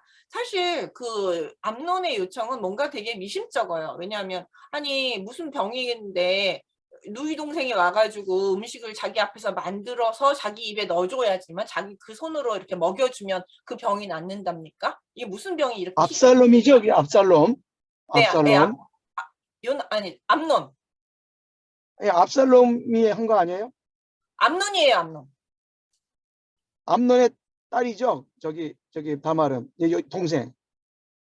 예, 동생. 그러니까 압살롬의 여동생이고요. 성범죄를 저지르는 건 암논입니다. 예, 맞습니다. 이제 착각했습니다. 네. 그래서 이제 그런 요청에 대해서 암논의 수상적인 요청에 대해서 다윗은 의심하지 않고 다말을 암논에게 보냈고 결국 이제 암논은 자신에게 온 이 다말을 성폭행하려고 이제 꽉 붙잡고 시도를 합니다. 근데 이제 이때에 이 다말이 상당히 지혜로운 말들을 해요. 암논을 저지하기 위해서. 이 성폭행이라는 것은 상당히 어리석은 일이다. 네빌라라고 하는데 어리석은 일인데 이 어리석은 일이라는 것은 사람들이 이제 이 공공적으로 다른 사람의 눈에 상당히 나쁘고 공공적으로 상당히 뭐라 그럴까요? 이 성폭행에 관한 일이면서 공동체에게 살 자리를 잃는 아주 수치스러운 일이란 뜻이에요. 이 네빌라가. 그러니까 어리석은 자는 공공적으로 공공장소에 공동체에 설 자리를 잃게 되는 것이기 때문에 사실 범죄자라고 표현할 수도 있습니다. 그러니까 특히 이제 네빌라라는 단어가 성폭행 문맥에서 많이 쓰이게 됩니다. 그러니까 이 어리석은 일로 인해서 암논이 범죄자가 될 것을 경고를 해요. 그러니까 이건 옳지 않은 일이다, 잘못된 일이다라고 얘기하죠. 그러니까 지혜로운 말로 이건 어리석은 일이다라고 얘기를 하고 있고, 그 다음에 두 번째는 만약에 이걸 자신을 정말로 원한다면 적법한 절차를 거쳐라. 아버지 다윗에게 결혼시켜달라고 요청을 하라. 물론 이제 레위기 18장에서 이복 누이 간의 결혼은 금지가 되어 있지만, 그러나 이제 만약에 원한다면 그런 요청은 한번 해볼 수 있지 않겠느냐 하면서 뭔가 이렇게 살짝 빠져나갈 수 있는 구멍을 지혜롭게 이제 만들어 나갔는데, 이런 것들을 전부 묵살을 합니다. 그러니까 지혜로운 말을 했는데 그 지혜로운 다말은 아비가일의 지혜로운 말을 들었던 거와는 다르게 암논은 이 다말의 이런 지혜로운 경고를 듣지 않습니다. 그리고 그냥 그대로 성폭행을 해버려요. 근데 이제 성폭행 후에 다말을 또 내쫓습니다. 예. 그냥 이제 한번 뭐 사랑했던 것만큼 미움은 더했다 뭐 이제 이런 표현들이 나오고 있는데, 그래서 이런 암논에 대해서 다말은 또다시 이제 조언을 합니다. 너의 행동은 잘못됐다. 이거는 성폭행보다 더 악하다라고 지적을 하면서 이렇게 행동해서는 안 된다라고 분명히 또다시 언급을 해주고 있습니다. 그러니까 네가 한 행동에 대해서 책임져야 한다라고 이제 이야기를 하는 것이죠. 근데 이 말을 또 무시합니다. 예, 암논은 또 무시를 하고 종을 불러서 그냥 다말을 내쫓아 버리는 것이죠. 그러니까 이 어리석은 암논은 계속 살 길을 제시하는 지혜자 다말의 그 말을 계속 버리고 죽음을 선택하게 된 것이죠. 결국 그리고 나니까 이제 이렇게 이 성폭행 사건 후에 다말은 또한 공개적으로 부르짖어요. 외쳐요. 마치 지혜가 광장에서 외치듯이 막 그 궁을 향해서 온 세상을 향해서 부르짖습니다. 도움을 요청한다고 할 수도 있고 부르짖는다 짜크란 단어를 쓰거든요. 그러니까 정의를 실현해달라. 이런 불의한 일이 벌어졌으니 정의를 실현해달라. 그래서 다시 이제 정의 실현에 대한 요청, 지혜자의 말을 하는 것이죠. 근데 이런 지혜로운 다말의 외침에 아무도 응답하지 않습니다. 아무도 안 들어요. 다윗은 화만 내고 끝났고 압살롬은 이거는 아버지가 처리할 일이다. 너는 잠자코 있어라. 이건 암논의 문제는 아버지가 처리할 수밖에 없는 문제다라고 얘기하면서 이제 결국은 이제 침묵하라고 얘기합니다. 잠잠하라. 라고 이야기를 하고 있죠. 그러니까 아무도 다말의 외침, 지혜로운 외침에 대해서 얘기하고 응답하지 않고 듣지 않았습니다. 그 결과 이제 다윗 가문에는 압살롬은 이 문제로 원한을 품고 암논을 죽이고 다윗에게 반란을 일으키게 되고 결국 이제 이스라엘 나라 전체가 이제 반란으로 인한 전쟁에 휩싸이게 되죠. 전쟁에 휩싸이게 됐고 결국 이제 압살롬은 요압의 손에 죽게 되고 다윗은 막 압살롬아 그러면서 막 이제 슬픈 외침을 하고 있는 그런 모습들로 이제 이야기가 끝나게 됩니다. 그러니까 암논도 그렇고 우리가 이제 지혜로운 다말의 이야기를 암논이 들어서 멈췄더라면 아님 그러면 나중에 사건이 벌어진 다음에도 다윗이라도 이 다말의 요청을 들어서 제대로 암논을 징계했더라면 이런 일들은 반란 사건은 일어나지 않았겠죠. 압살롬이 반란을 일으킬 수 있는 빌미를 주지 않았겠죠. 근데 아무도 그 다말의 지혜로운 외침에 대해서 응답하지 않았기 때문에 이런 어려운 일들이 벌어지게 된 것이죠. 이것은 무엇을 강조하느냐면 다윗 왕권 안에서 있었던 남성들의 어리석음을 다말의 지혜로운 외침을 묵살한 걸 통해서 드러내고 있는 것이죠. 이때 다윗은 되게 어리석은 모습을 보여줍니다. 왜냐하면 아무리 이제 우리가 이 다말 이야기를 어떻게 해석하는 또 해석이 있느냐면 다말 이야기를 단독으로 보는 게 아니라 하나님의 심판 다윗에게 이제 밧세바 사건 때문에 생겨난 하나님께서 나단 선지자를 통해서 이제 심판 선언을 하시잖아요. 너희 가문에 칼이 끊이지 않을 것이다. 이제 이러면서 이제 심판 선언을 하셨는데 이 다말 사건은 그런 심판의 시작으로 봅니다. 그러니까 어쩔 수 없는 결과론적으로 계속 일어날 수밖에 없는 사건으로 당연한 식으로 설명을 하는 경우가 있거든요. 근데 저는 그렇게 생각하지 않아요. 다윗이 만약 이 사건에 대해서 암논을 올바로 처벌을 했더라면 처음부터 이제 암논에게 보내지 않았더라면 이게 제일 좋은 방법이고 근데 그때 한 번의 어리석음이 있었고 그다음에 두 번째 이 사건에 대해서 올바로 암논을 처벌을 했더라면 결혼을 시키든지 아니면 다말에게 일정 부분의 어떤 보상을 해주고 암논을 왕위계 승서열에서 물러나게 한다든지 여러 가지 처벌의 방법들이 있을 텐데 예루살렘에서 떠나게 한다든지 하는 방법들이 있을 텐데 그런 처벌을 하지 않은 것들 이런 것들의 다윗의 어리석음이죠. 이게 다윗의 어리석음이고 그 다윗의 어리석음이 결국은 하나님의 심판에 방아쇠를 당겼다는 거죠. 이게 트리거 역할을 했다고 볼 수 있습니다. 그렇기 때문에 이 사건은 다말이 심판의 어떤 당위성을 얘기하기보다는 다윗의 어리석음이 하나님의 심판에 그 방아쇠를 당기게 됐다라고 저는 해석을 합니다.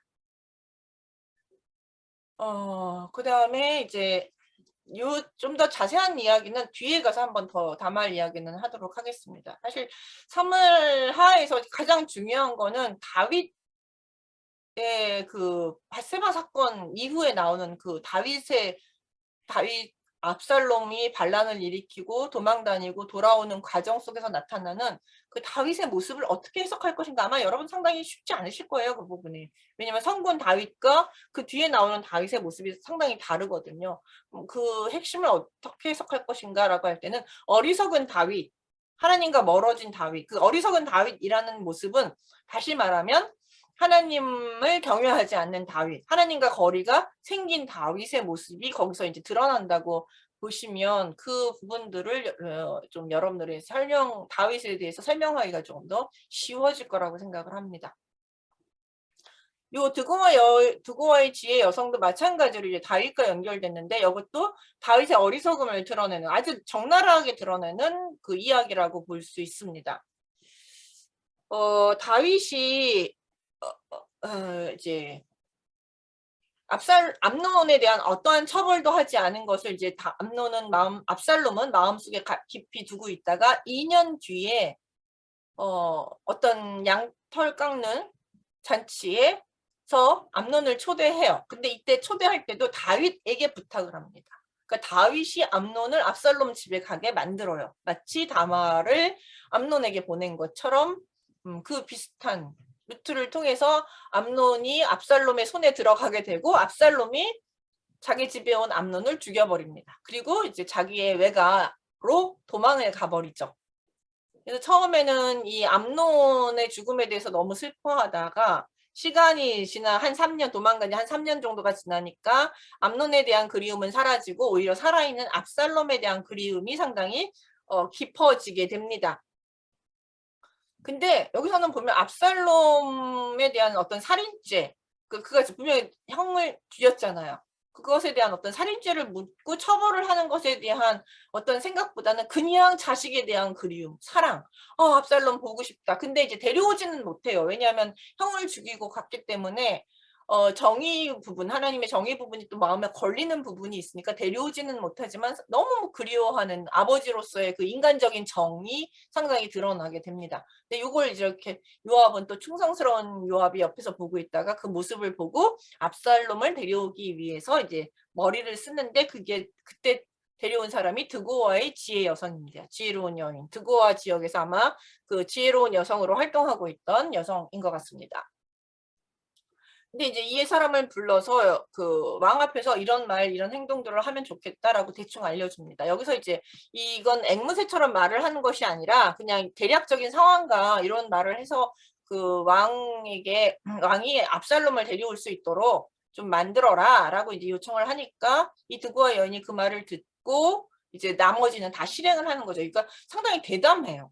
대담하고 연기력도 뛰어난 것 같아요. 말도 잘하고 연기력도 뛰어나고 대담하고 아마 이런 일 한두 번 한 것 같진 않습니다.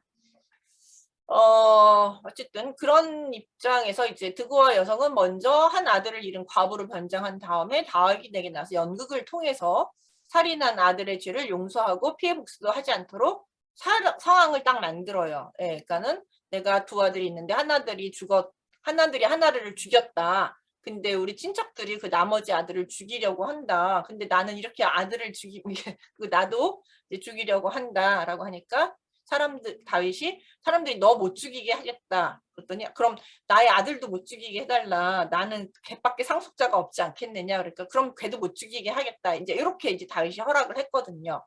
근데 이제 그 아들도 못 죽이게 하겠다라고 이야기하는 게 바로 뭐냐면 그 드고아 여인이 쳐놓은 덫이에요. 예, 살인한 아들을 죽이지 못하게 하겠다라고 얘기하는 순간 드고아 여인이 딱 마음 봤어. 아니 당신은 나의 아들에 대해서는 용서하면서 왜 당신의 아들은 용서하지 못합니까?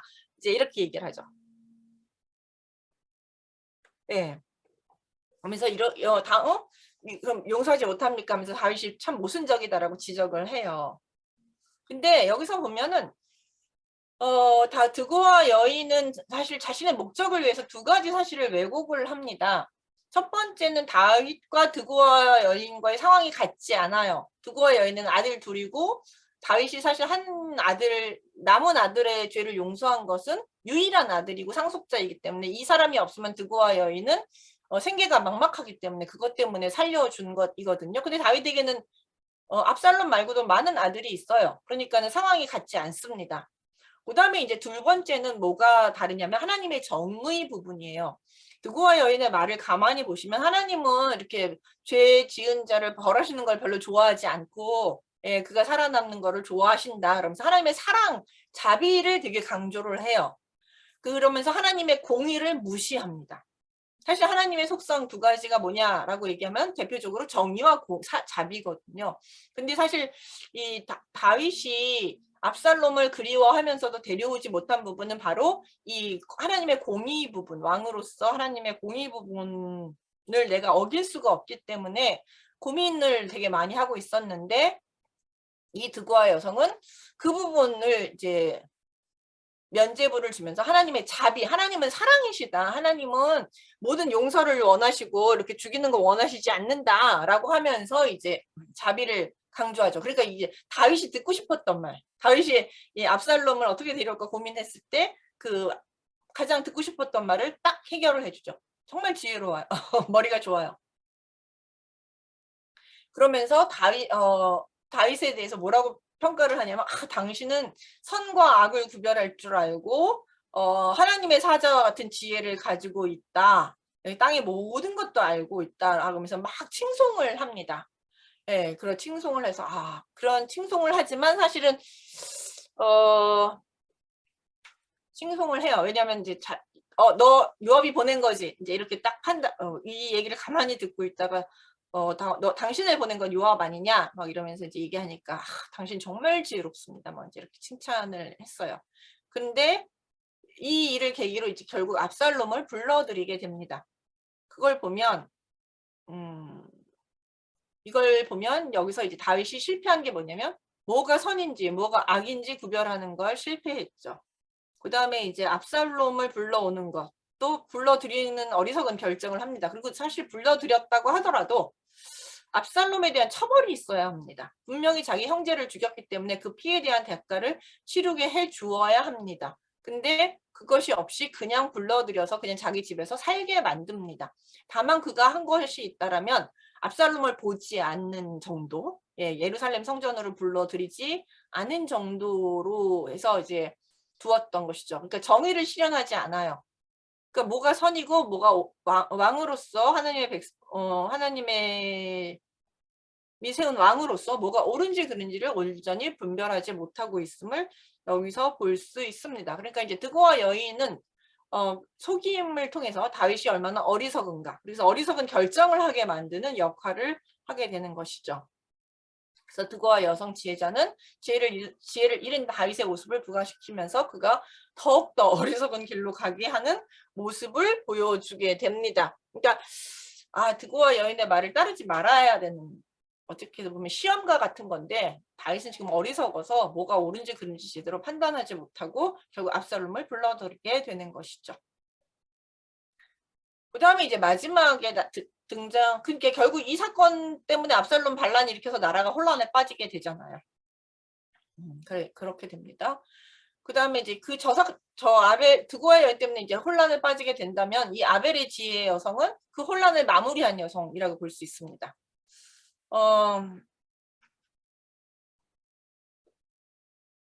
사무엘하 20장에서 보면은 세바가 반란을 일으켜요. 근데 이 세바의 반란은 압살롬의 반란의 연장선상에 있습니다. 이제 가만히 이야기를 읽어보면은 압살롬이 반란을 일으킬 때 유다와 압살롬이 한 편을 먹었었거든요. 그리고 나서 베냐민, 그러니까 그 북이스라엘 쪽, 베냐민과 북이스라엘 쪽이 상당히 지지를 했어요, 다윗을.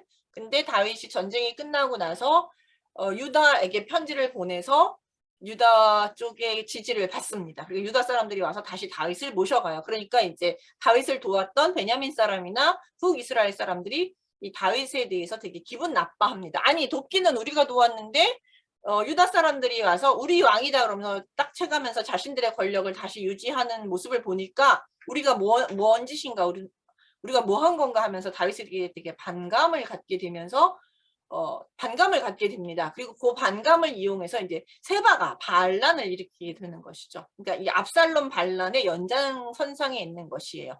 거기서도 다윗은 사실 어리석은 선택을 하게 되는 것이죠. 그러니까 요압이 세바를 잡기 위해서 갑니다. 요압이 먼저 간 건 아니고요. 여기도 여러 가지 스토리가 있습니다. 아마샤를 뽑았는데 이 아마샤가 사실 그 압살롬의 군대장관 역할을 했는데 다윗은 요압이 자기 말 안 듣고 압살롬 죽였다고 요압을 아마 경질시킨 것 같아요. 경질시키고 요압의 군대 장관이었던 아마샤를 자신의 군대 장관으로 삼습니다. 뭐 대통합의 목적이었는지 어땠는지 모르겠지만, 근데 그걸 그냥 두고 볼 요압이 아니었어요.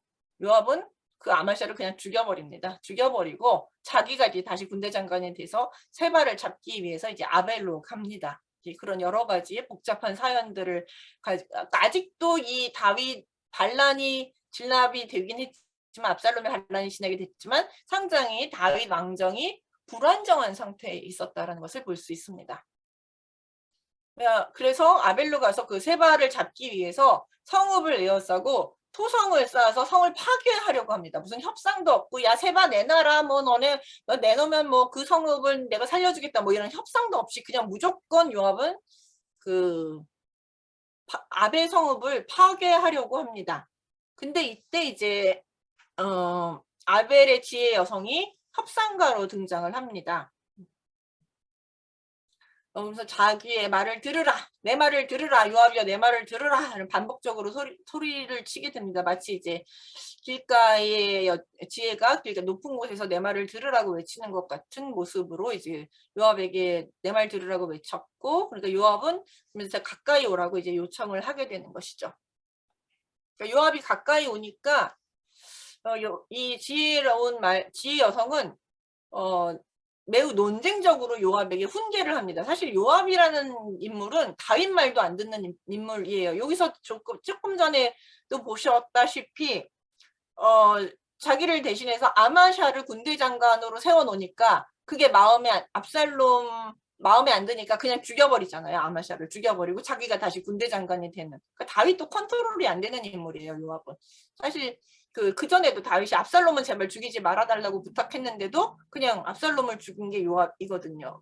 요압은 누군가의 컨트롤이 되지 않는 인물인데 여기서는 이제 이 여자가 등장해서 협상가로 등장하니까 등장하면서 요압에게 뭐라고 얘기하냐면 4가지를 들어서 이 성읍을 파괴해서는 안 된다라고 조목조목 이제 지적을 합니다. 첫 번째는 아벨이 유서 깊은 도시 이다. 네, 그러니까 여기서는 지혜의 도시이다. 여기 무슨 문제가 있을 때 이 도시에 와서 이 문제를 물으면 해결이 안 되는 게 없다. 그러니까 무슨 문제가 생기면 아벨로 가라 라는 얘기가 있을 정도로 지혜의 도성이면서 이스라엘에게 되게 중요한 역할을 하고 있는 도시이다. 근데 이런 지혜의 도시를 너가 파괴하려고 하느냐. 그다음에 이제 두 번째는 다윗 안에는 반역자만 있는 게 아니라 다윗의 지지자도 있다. 왜냐하면 반역자 세바를 아벨 성에다가 받아들였다는 건 아벨 성읍 전체가 이제 다윗에게 반역했다라고 볼 수 있어요. 그러니까 요압이 그래서 이제 아벨 성읍 전체를 다 부셔버리려고 했던 것인데 거기에 대해서 아벨의 지혜는 아니다. 성 안에 다윗 지지자도 있고 나도 다윗을 지지한다라고 얘기해요. 그러니까 요압이 사실 가장 듣고 싶었던 얘기죠. 우리는 다윗에게 반역하고 있지 않다. 우리는 다윗을 지지한다라는 얘기를 하고 있고요. 세 번째는 이스라엘 중에서 어머니 같은 성읍이다. 이 어머니 같은 성읍이라는 얘기를 하는데 이 어머니라는 얘기는 보호자거든요. 성경에서 보호자, 그 다음에 교육하고 조언하는 역할. 그러니까 이스라엘 잠언의 전통에 따르면 자녀를 교육하는 데는 어머니와 아버지가 둘 다 역할을 하는데 어머니 지혜가 여기서는 이제 교육하고 양육하고 보호하는 그런 성읍이라는 것이죠. 그 다음에 네 번째는 아벨은 가장 중요한 거죠. 여호와의 기업이에요. 여기는 가나안처럼 막 그렇게 가나안 성읍처럼 함부로 파괴하거나 할 것이 아니라 여기는 여호와께서 주신 기업이에요. 기업의 땅은 함부로 파괴할 수 있는 것이 아니에요. 그렇게 막 가나안 땅 파괴하듯이 해렘하거나 공격할 수 있는 땅이 아니라는 것이죠. 그래서 이렇게 그러니까 이 결론적으로 얘기하면 네가 하는 행동은 지금 이스라엘에서 가장 중요한 성읍을 없애는 것이고 그 다음에 하나님의 명령을 어기는 것이다. 여호와의 기업을 파손하는 요압의 죄를 짓는 행동이다라고 하면서 요압의 행동에 대해서 아주 조목조목 아주 냉정하게 훈계를 합니다. 이런 이야기를 쭉 듣다가 요압은 자기가 어리석었다는 것, 자기가 잘못 생각했다는 것을 깨닫게 됩니다. 그러면서 사실 요압이 이렇게 한 발 물러나는 일은 거의 드문데 이 말에 설득이 돼서 한 발 물러나요. 그러면서 뭐라고 얘기해? 나 그런 의도가 아니었다. 나 원래 그럴 의도는 아니었다. 다만 세바만 넘겨준다면 나는 물러가겠다. 세바만을 잡기 위한 것이지 아벨 전체를 깨려고 한 건 아니었다. 이제 이렇게 하면서 협상을 하면서 한 발 물러서게 됩니다. 그리고 지혜 여성은 요압의 협상을 받아들여요. 그리고 나서 사실 이 아벨성에는 세바를 지지하는 세력도 있고 그다음에 이제 그 다윗을 지지하는 세력 아마 두 세력이 있었던 것 같아요. 그런데 이 협상안을 가지고 이 지혜자는 아벨로 가서 야 세바를 넘겨야 우리가 안전하니까 세바를 넘겨라. 우리는 다윗을 지지하는 게 맞다라고 하면서 상당히 협상을 크게 했던 것 같고 영향력을 크게 발휘했던 것 같습니다. 그러니까 아벨 사람들이 그런 협상을 이 아벨 지 여성의 그 지혜의 말을 따라서 결국 세바를 죽이고 요압에게 던져주게 된 것이죠. 그리고 그 결과 요압은 성읍에서 물러가고 아벨은 무사하게 됩니다. 그러니까 결국은 그 다윗을 향한 반란의 마지막 승리를 가져온 인물은 바로 이 아벨의 지혜로운 여성이라고 할 수 있습니다. 그러니까 아벨의 지혜로운 여성은 으로 인해서 요압은 어리석은 행동을 멈출 수 있었고 아벨은 전쟁과 사륙과 파괴를 피할 수 있었고 다윗 왕은 자국 국민을 학살했다는 오명을 피할 수 있게 되면서 다윗 왕조가 다시 든든하게 평화를 되찾고 다시 든든하게 세워지는 계기가 마련이 된 것이죠. 이런 걸 보면은 그 아벨의 지혜로운 여성은 그 다윗 왕정을 든든하게 세운 긍정적인 인물이라고 볼 수 있어요. 그러니까 그 다윗 이야기 속에서 이렇게 보시면 아시겠지만 어떤 고비고비마다 중요한 순간순간마다 여성 지혜자들이 등장을 하고 있고 그 여성 지혜자들의 말을 따르느냐 따르지 않느냐 물론 이제 드보아는 이제 다윗의 지혜를 시험하는 인물도 있지만 그 아비가일이나 다말이나 아벨의 지혜 여성은 의 말을 통해서 무엇이 지혜인지를 계속해서 우리에게 이야기하고 있고 그 지혜를 따랐을 때 다윗 왕정은 든든해졌고 그 지혜를 따르지 않았을 때 다윗 왕정은 흔들렸다라는 것을 이제 보여준다고 이야기할 수 있습니다. 요것 말고도 지혜 모티프는 여러 가지 등장하니까 여러분께서 그 다윗 이야기 읽을 때 그런 모티프들을 찾아서 설교를 할 때 그 반영을 하시면 되게 도움이 많이 될 거라고 생각합니다. 왜냐면 왜 이런 행동을 했지라고 할 때 단순한 하나의 구원, 신앙만 가지고 설명할 수 없는 부분들이 등장을 하거든요. 그때는 지혜와 어리석음이라는 모티프. 왜냐면 다윗이 계속 어리석은 선택을 해요. 근데 우리 신앙인이면서도 계속 어리석은 선택을 하잖아요. 근데 그 어리석은 선택을 할 때는 어떠냐면 하나님과 우리의 관계가 멀어졌을 때 우리가 어리석은 선택을 하거든요. 근데 우리가 하나님과 가깝고 하나님께 모든 것을 의지할 때 우리는 좀 더 지혜로운 선택을 하면서 우리의 인생들을 조금 더 하나님 보시기에 뭐라 그럴까요? 좋은 모습으로 그런 모습을 가질 수 있게 되거든요. 그러니까 그런 것들을 우리가 좀 생각해 보시면 좋을 것 같습니다. 여기까지 하고 쉬면 될 것 같은데요.